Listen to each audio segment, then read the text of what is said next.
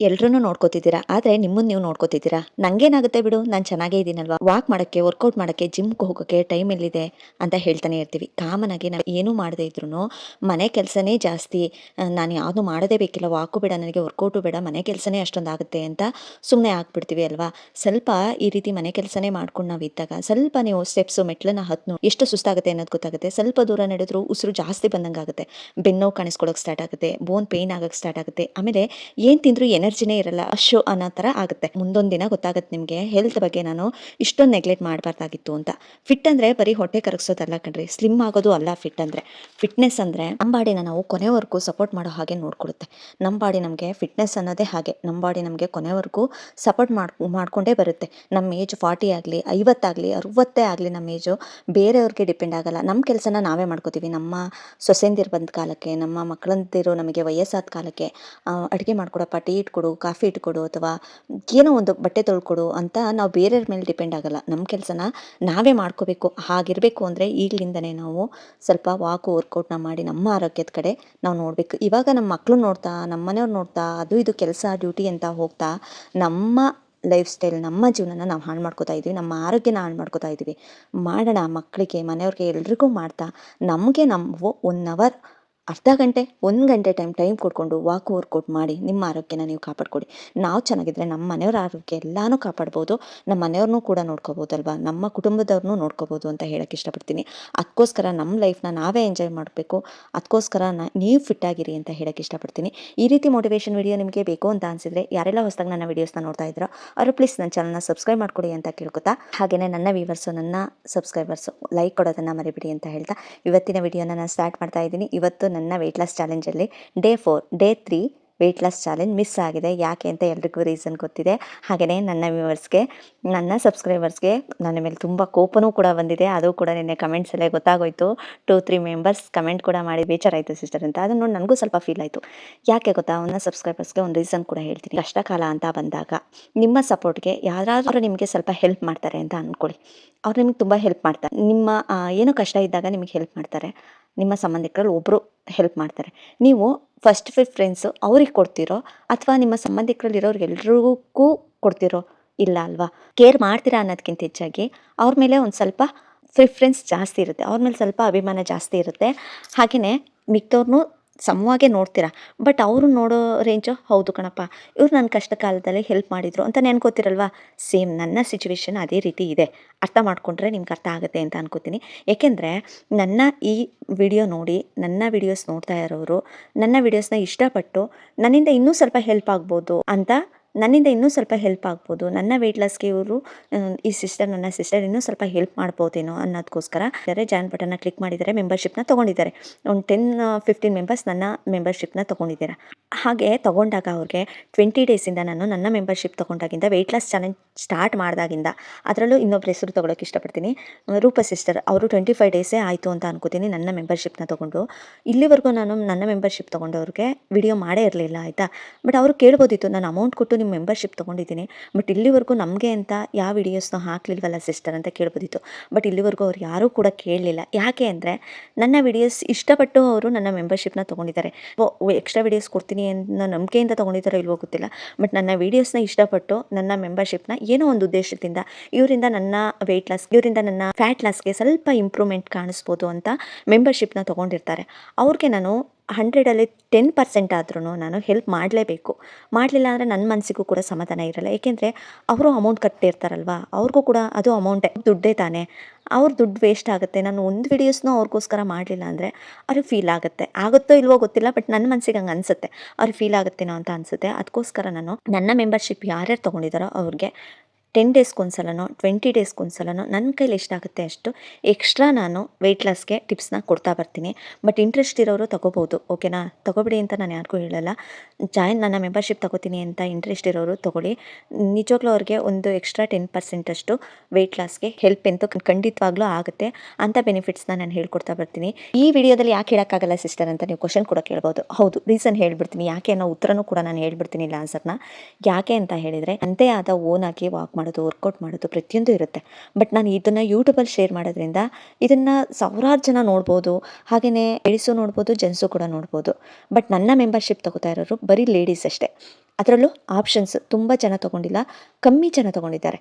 ಅವ್ರಿಗೆ ನನ್ನ weight loss ಹೇಗಿದೆ, ನನ್ನ ವರ್ಕೌಟ್ ಹೇಗಿದೆ, ನನ್ನ ವಾಕ್ ಹೇಗಿದೆ, ನನ್ನ ಊಟದ ರೆಸಿಪಿ ಪೂರ್ತಿ ನಿಮಗೆ ಎಲ್ಲರಿಗೂ ತೋರಿಸ್ತಾನೆ ಬರ್ತಾ ಇದ್ದೀನಿ. ಅದು ಯಾವುದೇ ರೀತಿ ಅವ್ರಿಗೆ ಎಕ್ಸ್ಟ್ರಾ ಅಥವಾ ನಿಮಗೆ ಎಕ್ಸ್ಟ್ರಾ ದೇವರಣೆ ಆ ರೀತಿ ಮಾಡ್ತಾ ಇಲ್ಲ. ಬಟ್ ನನ್ನ ವರ್ಕೌಟು, ನನ್ನ ವಾಕ್ ಆಗಲಿ ಅದನ್ನು ನಾನು ಪಬ್ಲಿಕ್ಕಲ್ಲಿ ನನಗೆ ಈ ರೀತಿ ತೋರ್ಸೋಕ್ಕೆ ಸ್ವಲ್ಪ ಮುಜುಗರ ಇದೆ. ನೀವು ನೋಡ್ತಾ ಇರ್ಬೋದು ಆಲ್ಮೋಸ್ಟ್ ನನ್ನ ವಿಡಿಯೋದಲ್ಲಿ ನನ್ನ ಫೇಸ್ನೇ ನಾನು ತೋರ್ಸೋಕ್ಕೆ ಇಷ್ಟಪಟ್ಟಿಲ್ಲ. ಅಂಥದ್ರಲ್ಲಿ ನನ್ನ ವಾಕ್ ವರ್ಕೌಟ್ ಎಲ್ಲ ಹೇಗೆ ತೋರ್ಸೋಕ್ಕೆ ಇಷ್ಟಪಡ್ತೀನಿ ಅಲ್ವಾ? ನೀವು ಸ್ವಲ್ಪ ಅರ್ಥ ಮಾಡಿಕೊಂಡ್ರೆ ನನ್ನ ವ್ಯೂವರ್ಸು, ನನ್ನ ಸಬ್ಸ್ಕ್ರೈಬರ್ಸು, ನಿಮಗಿದು ಅರ್ಥ ಆಗುತ್ತೆ ಅಂತ ಅನ್ಕೋತೀನಿ. ನನ್ನ ಸಿಚುವೇಶನ್ ನಿಮ್ಗೆ ಅರ್ಥ ಆಗುತ್ತೆ ಅಂತ ಅನ್ಕೋತೀನಿ. ಬಟ್ ನನ್ನ ಚಾನಲ್ನ ಮೆಂಬರ್ಶಿಪ್ ತೊಗೊಂಡು ಲೇಡೀಸು, ಅದರಲ್ಲೂ ಇಂಪಾರ್ಟೆಂಟಾಗಿ ಹೇಳ್ತಾ ಇರೋದು ನನ್ನ ಸಿಸ್ಟರ್ಸ್, ನನ್ನ ಜಾಯಿನ್ ಬಟನ್ನ ಕ್ಲಿಕ್ ಮಾಡಿಕೊಂಡು ನೀವು ತೊಗೊಂಡ್ರೆ ನಿಜವಾಗ್ಲೂ ನಿಮಗೆ ನನ್ನ ವೀಡಿಯೋಸ್ ತಲುಪುತ್ತೆ. ನಾನು ವರ್ಕೌಟ್ ಮಾಡೋದಾಗಲಿ, ನಾನು ವಾಕ್ ಮಾಡೋದಾಗಲಿ, ಎಕ್ಸ್ಟ್ರಾ ಏನಾದರೂ ಟಿಪ್ಸ್, ಅದನ್ನೇ ಅಂತ ನಾನು ಹೇಳಲ್ಲ, ಯಾವುದಾದ್ರೂ ಟಿಪ್ಸ್ ನಿಮಗೆ ಸಿಕ್ಕೇ ಸಿಗುತ್ತೆ. ಹಾಗೆಯೇ ನೀವು ಹೇಳ್ಕೊಳ್ಳೋಕ್ಕಾಗದೇ ಇರೋವಂತಹ ಕಮೆಂಟ್ಸ್ನ ನನ್ನ ಹತ್ರ ಅಲ್ಲಿ ಶೇರ್ ಮಾಡ್ಬೋದು. ಏಕೆಂದರೆ 10-20 ಮೆಂಬರ್ಸ್ ಅಷ್ಟೇ ಇರ್ತಾರೆ. ಅದರಲ್ಲೂ ಎಲ್ಲರೂ ಕೂಡ ಹುಡುಗಿರೇ ಇರೋದ್ರಿಂದ, ಮಹಿಳೆಯರೇ, ಲೇಡೀಸೇ ಇರೋದ್ರಿಂದ ನೀವು ನನ್ನ ಜೊತೆ ನಿಮ್ಮಲ್ಲಿರೋಂಥ ಒಂದೊಂದು ಒಪಿನಿಯನ್ಸ್ನ ಪ್ರೈವೇಟಾಗಿ ಶೇರ್ ಮಾಡ್ಬೋದು. ಪಬ್ಲಿಕ್ ಆಗಲ್ಲ ಆ ಕಮೆಂಟ್ಸ್ಗಳು, ಅದಕ್ಕೋಸ್ಕರ ಹೆಲ್ಪ್ ಆಗುತ್ತೆ. ಅದಲ್ಲದೆ ನಾನು ಕಮೆಂಟ್ನ ರಿಪ್ಲೈ ಮಾಡೋಕ್ಕೂ ಕೂಡ ನನ್ನ ವೀಡಿಯೋಸಲ್ಲಿ ನಾನು ಕಮೆಂಟ್ ರಿಪ್ಲೈ ಮಾಡೋದನ್ನ ಪ್ರತಿಯೊಬ್ಬರು ನೋಡ್ಬೋದು. ಬಟ್ ಅಲ್ಲಿ ಮೆಂಬರ್ಶಿಪ್ ತೊಗೊಂಡವ್ರು ಮಾತ್ರ ನೋಡೋಕ್ಕೆ ಸಾಧ್ಯ, ಎಲ್ರಿಗೂ ಯೂಸ್ ಆಗುತ್ತದು. ಅದಕ್ಕೋಸ್ಕರ ನಾನು ಮೆಂಬರ್ಶಿಪ್ನ ಇಟ್ಟೆ ಅನ್ನೋದು ಬಿಟ್ಟರೆ ಬೇರೆ ಯಾವ ಉದ್ದೇಶದಿಂದನೂ ಅಲ್ಲ. ಹಾಗೆಯೇ ಇದ್ರ ಅಮೌಂಟ್ ಎಷ್ಟು ಅಂತ ಅಂದ್ಕೊಂಡಿದ್ದೀರಾ ಅನ್ನೋದು ನನಗೆ ಗೊತ್ತಿಲ್ಲ. ಜಾಯಿನ್ ಬಟನ್ನ ಕ್ಲಿಕ್ ಮಾಡಿದರೆ ಬೇಸಿಕ್ ಅಮೌಂಟು ಒಂದು ಐಸ್ ಕ್ರೀಮ್ ತೊಗೊಳ್ಳೋ ದುಡ್ಡಿಗೂ ಇಲ್ಲ ಅಂತ ಅನ್ಕೋತೀನಿ. ಅಷ್ಟು ಕಡಿಮೆ ಇದೆ.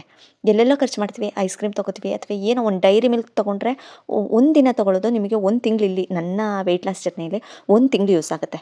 ತೊಗೊಳ್ಳಿ, 1 ಮಂತ್ ತೊಗೊಳ್ಳಿ. ನಿಮಗೆ ಇಷ್ಟ ಆಗಲಿಲ್ವಾ ಕ್ಯಾನ್ಸಲ್ ಮಾಡಿಕೊಡಿ. ಆರಾಮಾಗಿ ನೀವು ನನ್ನ ವೀಡಿಯೋಸ್ನ ನೋಡ್ಕೋಬೋದು. ಇಂಟ್ರೆಸ್ಟ್ ಇರೋರು ಜಾಯಿನ್ ಬಟನ್ನ ಕ್ಲಿಕ್ ಮಾಡ್ಕೊಳ್ಳಿ. ಬೇಸಿಕ್ ಅಮೌಂಟು ಎಷ್ಟು ಇಲ್ಲ, ನಾನು ಹೇಳ್ತಾ ಇದ್ದೇನೋ, ಒಂದು ಐಸ್ ಕ್ರೀಮ್ ತಿಂದರೆ, ಒಂದಿನ ಒಂದು ಐಸ್ ಕ್ರೀಮ್ ತಿಂದರೆ ಕಳೆದೋಗುತ್ತೆ ಕಣ್ರಿ ಆ ದುಡ್ಡು. ಅಂಥದ್ರಲ್ಲಿ 1 ಮಂತ್ ನಿಮ್ಗೆ ಯೂಸ್ ಆಗುತ್ತೆ ಅನ್ನೋದ್ರಲ್ಲಿ ಯೂಸ್ ಆಗುತ್ತೆ ಅನ್ನೋದಿದ್ರೆ ತೊಗೊಳ್ಳೋದ್ರಲ್ಲಿ ಯಾವುದೇ ರೀತಿ ತಪ್ಪಿಲ್ಲ. ಆದರೆ ಅವ್ರಿಗೆ ಒಂಥರ ಮಾಡ್ತಿದ್ದೀರಾ, ನಮಗೆ ಒಂಥರ ಮಾಡ್ತಿದ್ದೀರಾ ಸಿಸ್ಟರ್ ಅಂತ ಪ್ಲೀಸ್ ದಯವಿಟ್ಟು ಕೇಳಬೇಡಿ, ಆಯಿತಾ? ಹೇಳಬೇಡಿ. ನಿಜವಾಗ್ಲೂ ತುಂಬ ಬೇಜಾರಾಗುತ್ತೆ ನನಗೆ ಈ ರೀತಿ ಹೇಳಿದರೆ.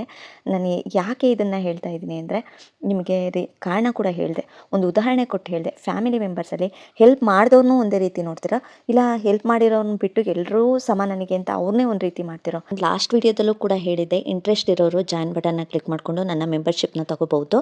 ಅವರಿಗೆ ಎಕ್ಸ್ಟ್ರಾ ಟಿಪ್ಸ್ ಇರುತ್ತೆ, ಎಕ್ಸ್ಟ್ರಾ ವಿಡಿಯೋಸ್ ಕೂಡ ಬರುತ್ತೆ. ಅದಲ್ಲದೆ ನಾನು ಲೈವ್ ಚಾಟ್ ಕೂಡ ಮಾಡ್ತೀನಿ, ಅಲ್ಲೂ ಕೂಡ ಜಾಯ್ನ್ ಆಗ್ಬೋದು ಅಂತ ನಾನು ಲಾಸ್ಟ್ ವೀಡಿಯೋದಲ್ಲೂ ಕೂಡ ನಿಮ್ಮ ಹತ್ರ ಹೇಳಿದ್ದೀನಿ. ಅದರಿಂದನೇ ನನಗೆ ಒಂದು 4-5 ಮೆಂಬರ್ಸು ಮತ್ತೆ ಜಾಯ್ನ್ ಕೂಡ ಆಗಿದ್ದೀರಾ. ಬಟ್ ಇಂಟ್ರೆಸ್ಟ್ ಇರೋರು ಜಾಯ್ನ್ ಆಗಲಿ, ಇಲ್ಲ ಅನ್ನೋರು ಕಾಮನ್ ಆಗಿ ಇದೇ ರೀತಿ ವೀಡಿಯೋಸ್ನ ನೋಡಿ. ಇದರಲ್ಲಿ ಯಾವುದೇ ರೀತಿ ವೇರಿಯೇಷನ್ ಏನೂ ಇಲ್ಲ. ವೆಯ್ಟ್ ಲಾಸ್ ಮಾಡಬೇಕು ಅನ್ನೋ ಮೋಟಿವೇಶನ್ ಒಂದಿದ್ರೆ ಸಾಕು, ನೀವು ಯಾವ ಅಮೌಂಟು ಕಟ್ಟಬೇಕು ಅನ್ನೋದೇನಿಲ್ಲ. ಬಟ್ ನನ್ನ ವಿಡಿಯೋಸ್ ನಿಮಗೆ ಇಷ್ಟ ಆಗ್ತಿದೆ ಅಂದರೆ ಇನ್ನೂ ನನ್ನಿಂದ ಸ್ವಲ್ಪ ಎಕ್ಸ್ಟ್ರಾ ಹೆಲ್ಪ್ ಆಗುತ್ತೆ, ಅಥವಾ ನನ್ನ ವೀಡಿಯೋಸಿಂದ ನಿಮಗೆ ಎಕ್ಸ್ಟ್ರಾ ಹೆಲ್ಪ್ ಆಗಿದೆ, ವೆಯ್ಟ್ ಲಾಸ್ ಮಾಡ್ಕೊಂಡಿದ್ದೀರಾ ಅನ್ನೋ ಖುಷಿ ಇದ್ದರೆ ನೀವು ಜಾಯಿನ್ ಬಟನ್ನ ಕ್ಲಿಕ್ ಮಾಡಿಕೊಂಡು ನೀವು ನನ್ನ ಜೊತೆ ಮೆಂಬರ್ಶಿಪ್ ಕೂಡ ಆಗ್ಬೋದು.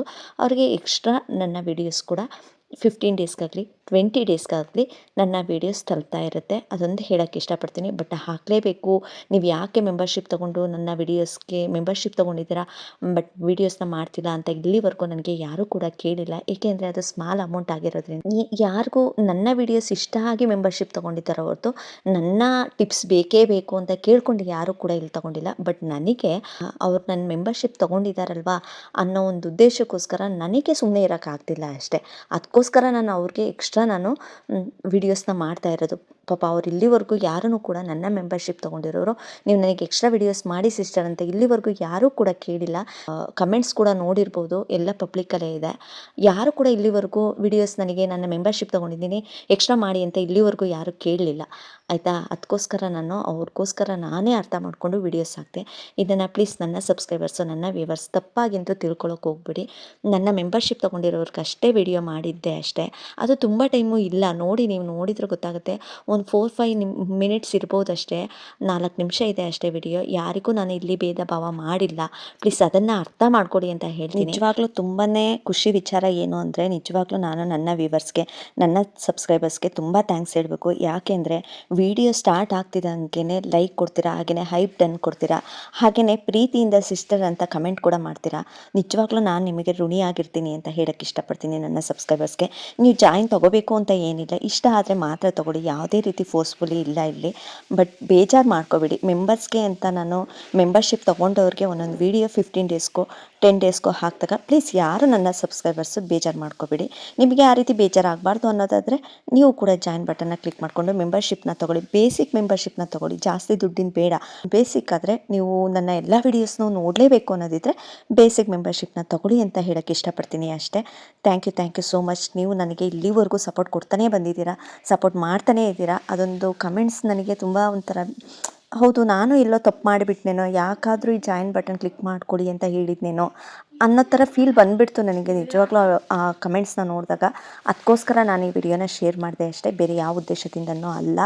ನನ್ನಿಂದ ಬೇಜಾರಾಗಿದ್ದರೆ ದಯವಿಟ್ಟು ನನ್ನ ಸಬ್ಸ್ಕ್ರೈಬರ್ಸು, ನನ್ನ ವ್ಯೂವರ್ಸಿನಲ್ಲಿ ಕ್ಷಮೆ ಯಾಚಿಸ್ತೀನಿ, ಕ್ಷಮೆ ಇರಲಿ ಅಂತ ಕೇಳ್ಕೊತೀನಿ. ಸಾರಿ ಆಯಿತಾ. ಇದನ್ನೇ ಮಾತಾಡಿಕೊಂಡು ಇವತ್ತು ತುಂಬ ಟೈಮು ವೇಸ್ಟ್ ಆಯಿತು ಅಂತ ಅನ್ಕೋತೀನಿ. ಇವತ್ತಿನ ನನ್ನ ಮಾರ್ನಿಂಗ್ ಜರ್ನಿ ಬಂದು ಮಾಮೂಲಿಯಂತೆ ಹೆಲ್ತಿ ಜ್ಯೂಸಿಂದ ಸ್ಟಾರ್ಟ್ ಆಗಿದೆ. ನೆಲ್ಲಿಕಾಯಿ ಜ್ಯೂಸ್ನ ಮಾಡ್ಕೊಂಡಿದ್ದೀನಿ. ಹಾಗೆಯೇ ನನ್ನ ವೆಯ್ಟ್ ಲಾಸ್ ಜರ್ನಿಯಲ್ಲಿ ಫಸ್ಟ್ ಡೇ ನನ್ನ ವೆಯ್ಟ್ ಬಂದು 58.75 ಇತ್ತು, ಸೆಕೆಂಡ್ ಡೇಯಲ್ಲಿ 58.70 ಇತ್ತು.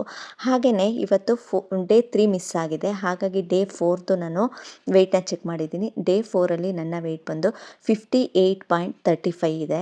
58 kg 350 ಗ್ರಾಮ್ ಇದೆ. ಅಂದರೆ 70ಇಂದ 35ಗೆ ರೀಚ್ ಆಗಿದ್ದೀನಿ. ಇಷ್ಟು ಕಡಿಮೆ ಆಗಿದೆ, 250 ಗ್ರಾಮ್ ಅಷ್ಟು ಕಡಿಮೆ ಮಾಡ್ಕೊಂಡಿದ್ದೀನಿ. ಏಕೆಂದರೆ ಡೇ 3 ಮಿಸ್ ಆಗಿದೆ ಅಲ್ವಾ, ಹಾಗಾಗಿ ಡೇ 4ಅಲ್ಲಿ ಇಷ್ಟು ಬಂದಿದೆ. ಕಾಮನ್ ಆಗಿ 100 ಗ್ರಾಮ್ ಕಮ್ಮಿ ಆಗ್ತಾ ಬಂದಿದೆ. ಇನ್ನು ಬೆಳಗ್ಗೆ ತಿಂಡಿಗೆ ಇಡ್ಲಿ ಮಾಡ್ಕೊಂಡಿದ್ದೀನಿ. ಇಡ್ಲಿ ಜೊತೆಗೆ ತರಕಾರಿ ಗೊಜ್ಜು ಕೂಡ ಮಾಡ್ಕೊಂಡಿದ್ದೀನಿ. ಅದ್ರ ಜೊತೆಗೆ ಸ್ವಲ್ಪ ಪ್ರೋಟೀನ್ಗೋಸ್ಕರ ಚಿಕನ್ ಕೂಡ ತೊಗೊಂಡಿದ್ದೀನಿ. ಇನ್ನು ಸಲಾಡ್ಸ್ ಕೂಡ ಮಾಮೂಲಿಯಂತೆ ಸೌತೆಕಾಯಿ ಕ್ಯಾರೆಟು ಇದ್ದೇ ಇರುತ್ತೆ, ಅದನ್ನು ತೊಗೊಂಡಿದ್ದೀನಿ. ಬಟ್ ನಾನಿವತ್ತು 2 ಇಡ್ಲಿನ ತೊಗೊಂಡಿದ್ದೀನಿ. ಒಂದು ಇಡ್ಲಿ ಸಾಕಾಗಲಿಲ್ಲ, ಯಾಕೋ ಸಾಫ್ಟಾಗಿ ತುಂಬ ಚೆನ್ನಾಗಿದೆ ಅಂತ ಅನ್ನಿಸ್ತು, ಅದಕ್ಕೋಸ್ಕರ 2 ಇಡ್ಲಿ ತೊಗೊಂಡಿದ್ದೀನಿ. ಬ್ಯಾಲೆನ್ಸ್ ಆಗುತ್ತೆ. ಇದಿಷ್ಟು ಬೆಳಗ್ಗೆ ತಿಂಡಿ ಆಗಿರುತ್ತೆ. ಇನ್ನು ಮಧ್ಯಾಹ್ನ ಊಟಕ್ಕೆ ಅದೇ ತರಕಾರಿ ಗೊಜ್ಜು ಉಳಿದಿತ್ತು, ಅದೇ ತರಕಾರಿ ಗೊಜ್ಜಿಗೆ ಒಂದು ಮೊಟ್ಟೆ ತೊಗೊಂಡಿದ್ದೀನಿ, ಒಂದು ಚಪಾತಿ ತೊಗೊಂಡಿದ್ದೀನಿ, ಮತ್ತು ಸಲಾಡ್ಸ್ನ ತೊಗೊಂಡಿದ್ದೀನಿ. ಇದಿಷ್ಟು ಮಧ್ಯಾಹ್ನದ ಊಟ ಆಗಿರುತ್ತೆ. ಇನ್ನು ನೈಟ್ ಊಟಕ್ಕೆ ಬಂದರೆ ನಾನು ವೆಜಿಟೇಬಲ್ ಸಲಾಡ್ನ ಮಾಡ್ಕೊಂಡಿದ್ದೀನಿ. ಇದನ್ನೇ ಯಾವ ರೀತಿ ಮಾಡಬೇಕು ಅನ್ನೋದನ್ನು ನಾಳೆ ವಿಡಿಯೋದಲ್ಲಿ ನಾನು ನಿಮಗೆ ತಿಳಿಸ್ಕೊಡ್ತೀನಿ, ಓಕೆನಾ. ಪನ್ನೀರ್ನ ಆ್ಯಡ್ ಮಾಡಿಕೊಂಡು ವೆಜಿಟೇಬಲ್ ಸಲಾಡ್ಸ್ನ ಯಾವ ರೀತಿ ಮಾಡ್ಬೋದು ಅಂತ ನಾನಿಲ್ಲಿ ತೋರಿಸ್ಕೊಡ್ತೀನಿ. ತುಂಬಾ ಟೇಸ್ಟಿಯಾಗಿತ್ತು, ತುಂಬ ಚೆನ್ನಾಗಿರುತ್ತೆ. ಒಂದು ಸಲ ಟ್ರೈ ಮಾಡಿ ಈ ರೆಸಿಪಿನ. ವೆಜಿಟೇಬಲ್ ಸಲಾಡ್ಸ್ನ ನೈಟ್ಗೋಸ್ಕರ ತೊಗೋತಾ ಇದ್ದೀನಿ. ಈ ವಿಡಿಯೋನ ಮುಂಚೆನೇ ಮಾಡಿಟ್ಕೊಂಡಿರೋದ್ರಿಂದ, ನೆನ್ನೆ ವಿಡಿಯೋ ಆಗಿರೋದ್ರಿಂದ ಇದನ್ನು ಫೋಟೋ ಕ್ಲಿಕ್ ಮಾಡಿದ್ದೀನಿ ಅಷ್ಟೇ.